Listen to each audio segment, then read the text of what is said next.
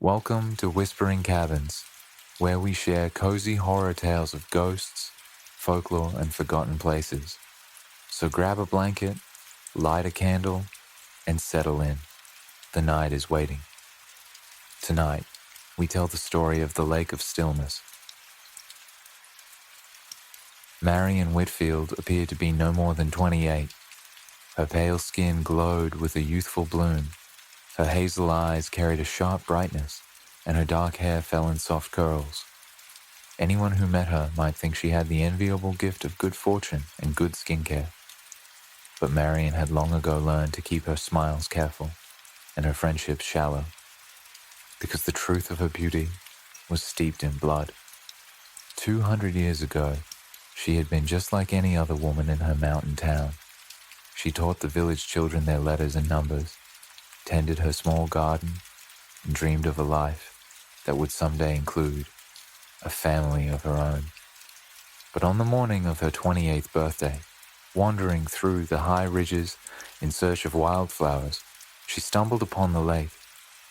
The lake was unlike any other, a mirror of absolute stillness. The surface never rippled, not even in the wind. It looked like polished obsidian, yet beneath the black sheen lurked a deep emerald glow, as if the waters themselves were lit from within. Marian, entranced, stepped closer. She had been so close to leaning over the water when she heard it, soft as a whisper, low as a sigh. "Bring me a gift, and I will give you time." That year, a fox vanished from the forest near town.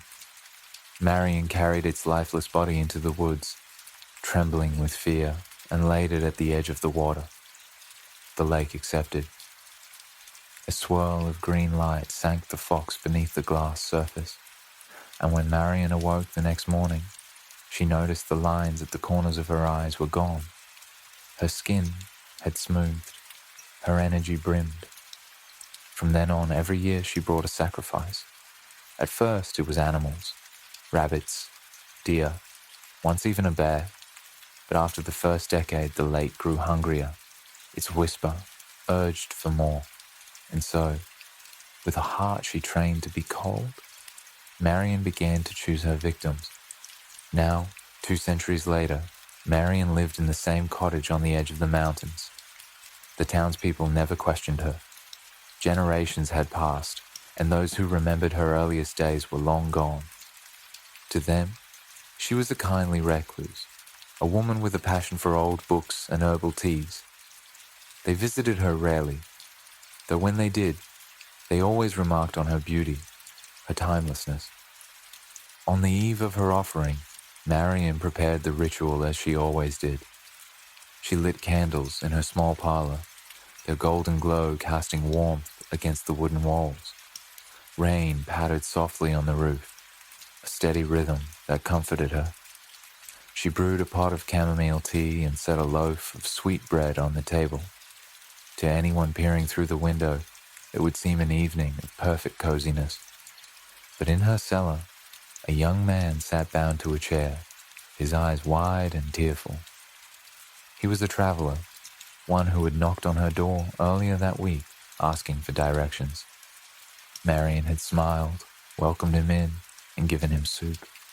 She had chosen him the moment he spoke, because his kind face would ensure no one in town would suspect her hand. "Please," he whispered, as she descended the steps with a lantern. "Please, let me go."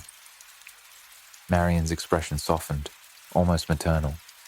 She brushed his hair from his forehead and sighed. "You're a sweet boy, truly. But you don't understand. The lake must be fed. Without it, I would wither away into nothing. And I can't." Her voice caught, but she forced it steady. "I won't." That night, under a moon veiled by clouds, Marian led him through the dripping forest. The rain had ceased, leaving the air cool and damp, thick with the smell of pine and moss. Owls called in the distance, their notes carrying like mournful bells. When they reached the lake, it looked as it always had, a black mirror still and silent, reflecting the jagged outlines of the peaks above. Marian stepped to the water's edge, lantern light trembling in her hand. The young man struggled, his cries muffled by the cloth she had tied across his mouth. "I'm sorry," she whispered, though she wasn't sure whether she spoke to him or to herself. She pushed him into the water. The lake accepted instantly. The surface did not splash, but seemed to part, swallowing him whole. A green glow rippled outward, curling like smoke, then sank deep beneath the surface. The water stilled once more, pristine and calm. Marian felt the familiar warmth bloom in her chest, the tightening of her skin, the flush of youth returning to her cheeks. Relief washed over her. Another year safe, another year beautiful.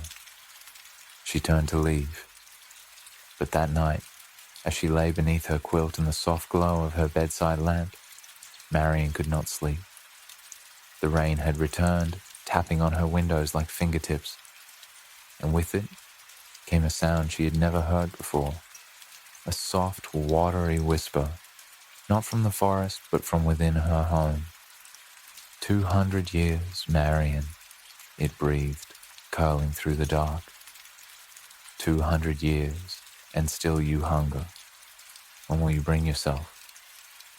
Marian sat up, her heart pounding. The room smelled faintly of moss, damp and wild, as though the forest had seeped through her walls. The whisper came again, closer this time, from the shadows at the corner of her room. She wrapped her quilt tightly around her shoulders, shivering despite the warmth of the fire. The lake had never spoken inside her home before. The rules were changing.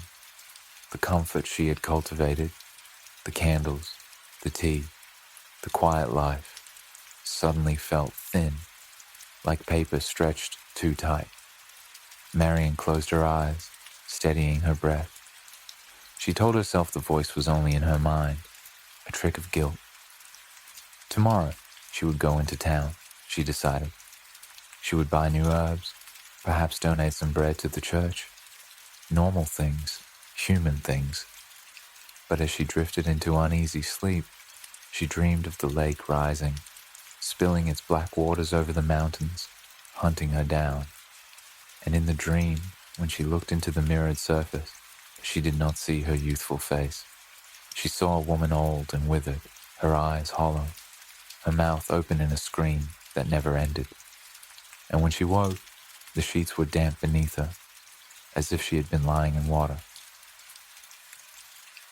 Thank you for joining us tonight at Whispering Cabins, where we tell cozy horror tales. If you enjoyed The Lake of Stillness, be sure to subscribe for more eerie stories. Until next time, keep warm, keep the lantern lit, and listen closely. Sometimes the shadows have stories to tell.